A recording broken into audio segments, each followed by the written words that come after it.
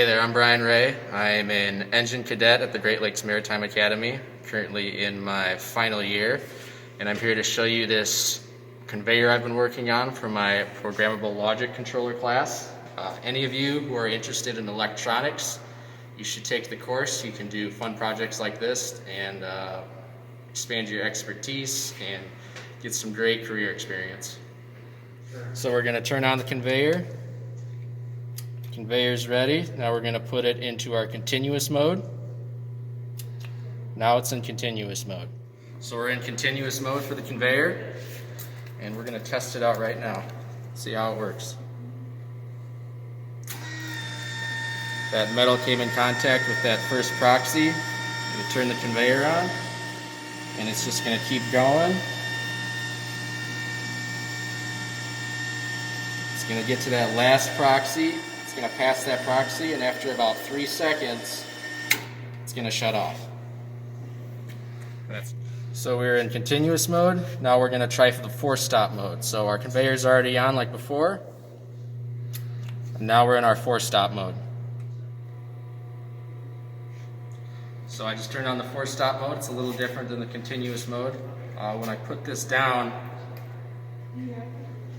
it doesn't seem like anything's happening, but there's a timer going. Yep, it just turned on. It's going to get to this next proxy. It's going to shut off for about 3 seconds.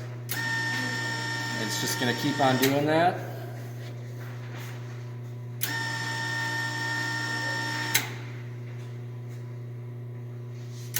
And just like the last mode, when we get to the end here, it's going to pass by, and after about 3 seconds, it shuts off. So we just went over forward mode. We're going to do our reverse mode now. So I have the conveyor in continuous mode. I got this little yellow box here with all the lights and the push buttons. This button right here, that's our reverse mode. So I'm going to press that. And when I put this box down with the metal pieces on each side, it's going to come into contact with this exit proxy. And it's just going to keep on going until it gets to the end.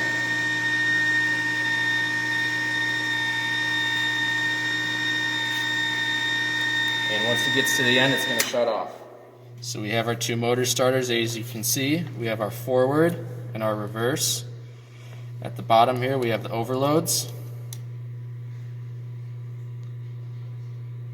So here we have our Micrologix 1000 analog PLC.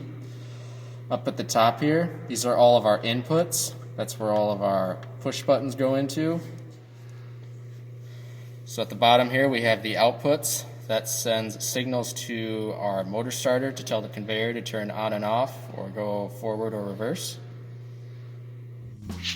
Hey everybody, I hope you enjoyed the video. If anything in this interests you, whether it's electronics or working in the maritime industry, you can go to the NMC website and get in touch with an advisor. Thank you for watching.